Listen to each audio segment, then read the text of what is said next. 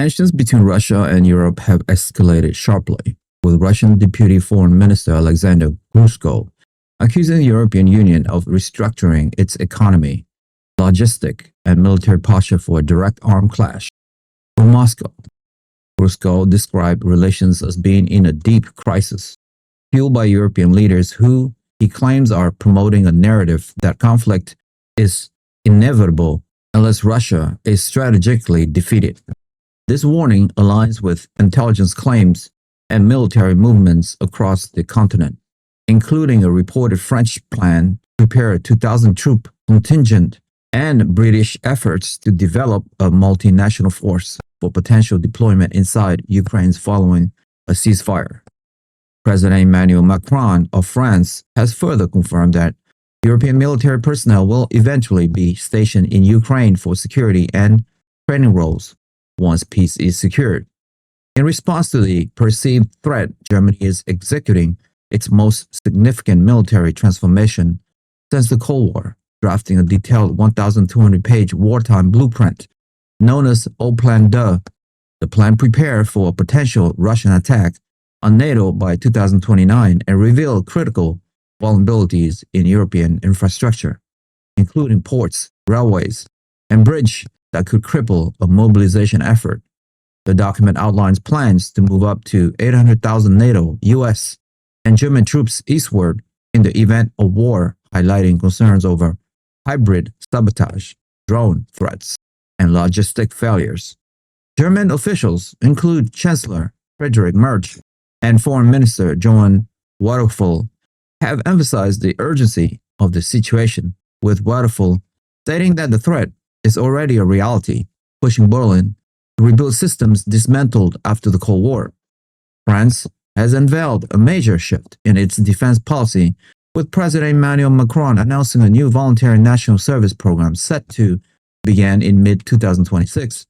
The initiative targets 18 and 19 years old for a 10-month paid service strictly within French territory, starting with 3,000 participants and aiming to build a reserve force of 50,000 annually by 2035.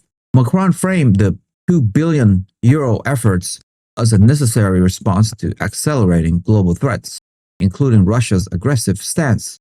However, the proposal has faced internal criticism and public skepticism, with some officials openly mocking the plan as unnecessary and questioning its effectiveness, exposing divisions within France regarding the appropriate level of military readiness.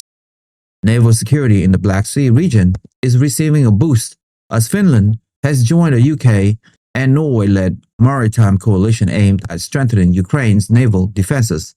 This expands a 17-nation European and NATO efforts that provide ships, naval strike systems, surveillance, and comprehensive training to Ukraine Marine forces. Operating independently of broader NATO mechanism, the coalition is viewed as crucial for countering Russian maritime dominance, safeguarding vital shipping routes, and modernizing Ukraine's naval capabilities for the long term. This strategic initiative underscores European commitment to bolstering Ukraine's security through specialized multinational cooperation. Amid the military posturing, Russian President Vladimir Putin delivered a scathing assessment of Europe's economic trajectory, claiming the EU has been stuck in a 3-year recession since abandoning Russian energy supplies. He argued that Europe crippled its own industries, specifically mocking its once dominant auto sector by noting that Chinese electric vehicles are now better and cheaper and are a common sight on Moscow street. Putin declared that Russia is open to returning to the European market, but only after the Ukraine crisis is resolved and only if European leaders accept what he termed the current realities, a condition that placed the onus for economic reconciliation squarely on Brussels. If you have made it this far, congratulations, you have unlocked the truth. I want to ask you a quick question though.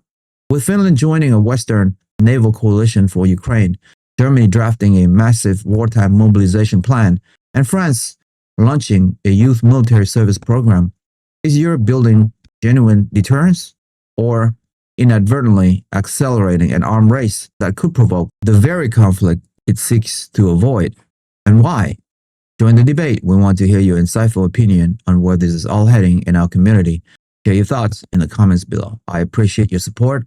Thank you for being a part of this journey. Like the video, share this video with friends and family. Hit the notification bell, and most importantly, subscribe. I'll see you guys in the next one.